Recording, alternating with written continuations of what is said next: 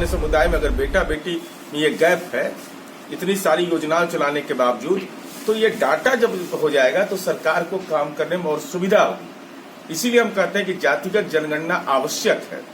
समाज के सारे तबकों का लाभ इसको मिलना है।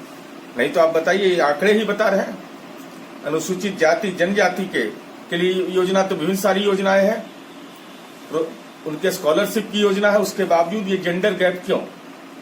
इसका मतलब साफ तौर पर है कि जो गणना होनी चाहिए, जो अब तक नहीं हुआ है, ये गणना होगा तो सरकार और तीव्र गति से काम करेगी। और सबके लिए हम काम करते हैं, कोई तबका ऐसा नहीं है। और हमको इस बात का आत्मगौरव है हमारी पार्टी को कि माननीय मुख्यमंत्री नीतीश कुमार जी ने समाज के सारे तबकों के बच्चों के शैक्षणिक संवर्धन की योजना चलाई है।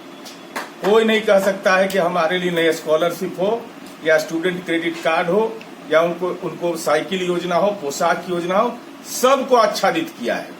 अब कुछ लोग को 8वां 9वां पास है, वो भी पेट में दर्द उनको होने लगता है। तब पेट दर्द होगा तब माथा दर्द के दवा से ठीक होना है वो। अब 2005 से बेचारे इनके पिताजी जाप कर रहे हैं। कहाँ से कौन लोग जाप में इनको सलाह दिया, कौन मंत्र का जाप कर रहे हैं, और सरकार में हम बरकरार हैं।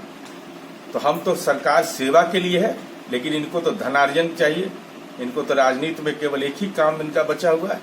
इसलिए हमारी ये समझ है कि समाज के सारे तबकों का बगैर तनाव पैदा किए जो विकास का मॉडल है, जो मानव विकास सूचकांक को बेहतर बनाने के लिए हम काम कर रहे हैं, और वह गांव आधारित स्मार्ट गांव बनाने का हम रोल मॉडल है।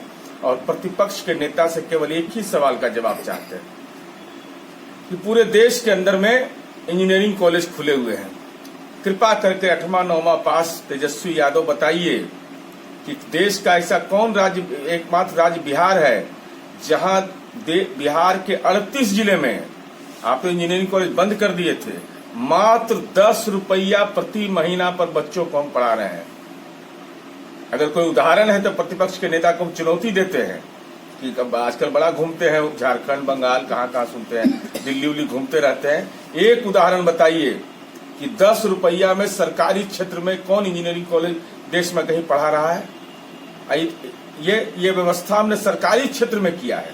38 इंजीनियरिंग कॉलेज हम चला रहे हैं। तो हम चला रहे हैं इंजीनियरिंग कॉलेज, आप चला रहे थे चरवाहा विद्यालय, तब पर भी अंतर समझ में नहीं आ रहा है। हम चला रहे हैं आर्यभट्ट ज्ञान विश्वविद्यालय, आप चलाते थे पहलवान विद्यालय, अंतर नहीं समझ में आ रहा है।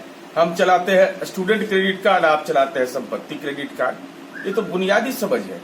इसलिए और ये बार बार एक बात बोलते हैं कि बैसाखी पर है, तो हम उनसे पूछना चाहते हैं कि आपके पिताजी आदरणीय लालू प्रसाद जी, राष्ट्रीय जनता दल को पूर्ण बहुमत था क्या दिल्ली में, कैसे रेल मंत्री बने थे? इनको हाल में हल्दी कैसे लगा था?